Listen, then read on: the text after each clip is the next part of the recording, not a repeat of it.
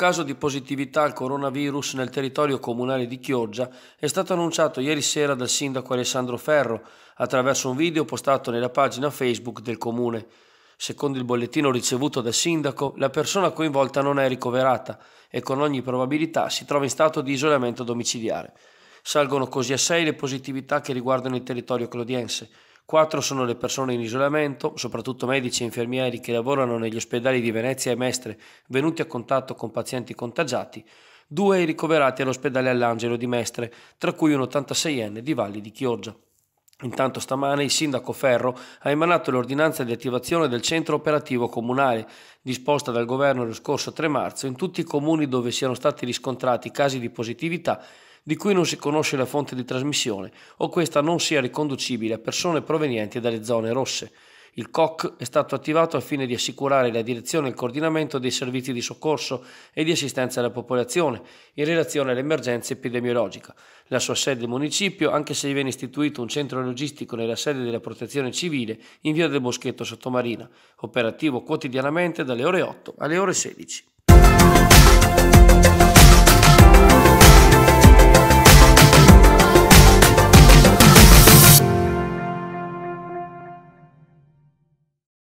La Regione Veneto corre ai ripari, dato l'espandersi dell'emergenza da coronavirus, e accoglie le richieste delle 9 ULSS dislocate lungo il territorio per ottenere nuovo personale medico, infermieristico e tecnico da inserire negli organici degli ospedali. Per l'ULSS 3 Serenissima sono in arrivo 56 assunzioni di professionisti, ovvero 2 biologi, 24 infermieri, 2 tecnici di laboratorio, un tecnico della prevenzione, 4 assistenti sanitari, 18 OSS e 5 operatori tecnici. In tutta la regione si parla di 525 nuove assunzioni immediate a tempo indeterminato, oltre alle 215 già disposte lo scorso 26 febbraio. Probabilmente dopo il decreto emanato la scorsa notte arriverà una terza ondata di assunzioni, attingendo con procedura d'urgenza i candidati risultati idonei nelle graduatorie dei concorsi già effettuati. Nel frattempo sono salite a 543 le persone contagiate dal coronavirus in Veneto, alle 9 di stamane.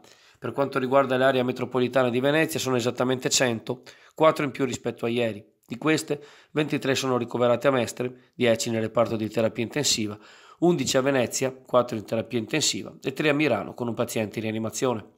Da lunedì 9 fino a domenica 15 marzo in Veneto rimarranno chiuse le strutture semiresidenziali, ovvero i centri per disabili e per anziani, i SERD e gli istituti di sostegno ai minori. Qualora emergessero particolari necessità assistenziali dei pazienti, i servizi possono dare il supporto domiciliare necessario, anche avvalendosi del personale dei centri temporaneamente chiusi. Le ULSS sono già al lavoro per specifici progetti personalizzati destinati alle famiglie in cui la presenza di persone con grado di disabilità grave o ridotta autonomia determinerebbero difficoltà notevoli. Secondo l'edizione online della Nuova Venezia chiudono pure i reparti di cardiochirurgia e di chirurgia vascolare all'ospedale All'Angelo di Mestre. Tra tante criticità, almeno una buona notizia. Il periodo dell'influenza stagionale si avvia a conclusione. Lo ha confermato l'assessora regionale Emanuele Lanzarin sulla base dei dati raccolti settimana dopo settimana. Dal 24 febbraio al 1 marzo il tasso di incidenza è sceso a 6,11 casi per 1000 abitanti, rispetto a 8,24 casi per 1000 abitanti la scorsa settimana, inferiore alla media nazionale che è del 9,48 per 1000. L'età maggiormente coinvolta va da 0 a 4 anni, ma con un tasso di notifica in forte calo. In tutto i casi gravi segnalati sono stati 12, con 3 decessi.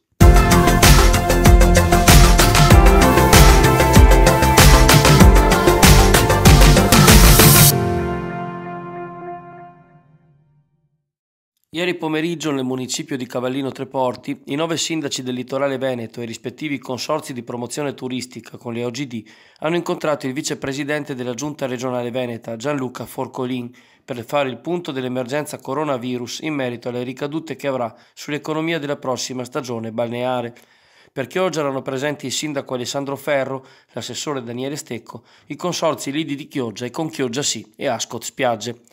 Dall'incontro è emerso che la Regione farà proprie le richieste delle categorie affinché a livello governativo siano sbloccati i fondi destinati ai comuni e questi ultimi possano avere margini di movimento a livello di bilancio per spostare in avanti il pagamento dei tributi locali. Per la ripartizione le regioni, ha detto Forcolin, devono fare i propri calcoli sul PIL generale, non solo quello generato dal solo turismo, che altrimenti vedrebbe il Veneto in pole position. Da Roma comunque dovrebbero arrivare 2 miliardi di euro. Alle imprese del settore preme soprattutto pensare già da ora alle misure di promozione da mettere in atto dal giorno successivo alla fine della crisi sanitaria. Il vicepresidente della regione si è impegnato a destinare un fondo importante in tal senso e nella settimana entrante avrà luogo un incontro a Venezia con le OGD e l'assessore regionale Federico Caner.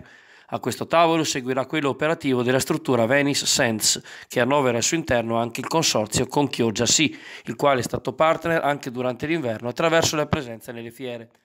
Una delle idee emerse al tavolo parla di defiscalizzare le prossime vacanze in Italia degli italiani stessi, di modo che possano scegliere di rimanere nei mari che bagnano la penisola anziché rivolgersi alle spiagge di altre nazioni.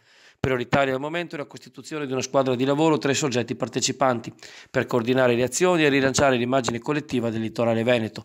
Significa ad esempio adottare un piano di comunicazione unitario e incisivo per ribadire, quando le cose miglioreranno, che il territorio è sicuro e che gode di un'organizzazione sanitaria di eccellenza. I sindaci e consorzi hanno inoltre chiesto ammortizzatori sociali per i lavoratori del comparto turistico particolarmente esposto alla crisi, soprattutto i lavoratori stagionali.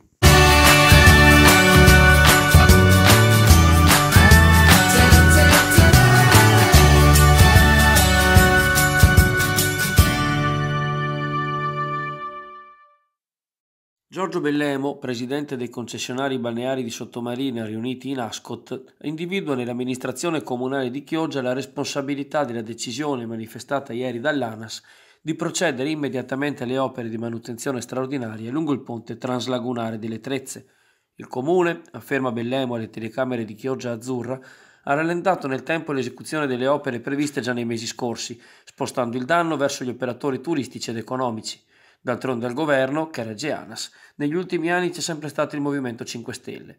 Scherza il presidente di Ascot. Si vede che l'ente che cura le strade ha anticipato le scelte del governo di isolare Chioggia per il coronavirus, come ha fatto con la zona rossa di Vo. Al di là delle battute, Bellemo auspica che l'amministrazione comunale faccia meno scena, come ad esempio andare a Roma per la foto in comitiva. Parlano di trasparenza e al settore edilizia privata hanno messo una porta blindata con codice d'accesso. Sono disorganizzati proprio a livello mentale. Tornando alla questione della Romea, il dramma per la collettività e le imprese delineato dal presidente dei concessionari balneari fa il paio con il mancato avvio dei lavori per il secondo ponte che dovrebbe attraversare il Brenta e interrompere gli effetti del cuneo salino. Se in tempi non sospetti quest'opera fosse stata messa in cantiere, conclude Giorgio Bellemo, e non fosse stata osteggiata da imprenditori che oggi hanno spostato le proprie tende al sud, probabilmente soffriremmo meno questa situazione e affronteremo diversamente la stagione alle porte.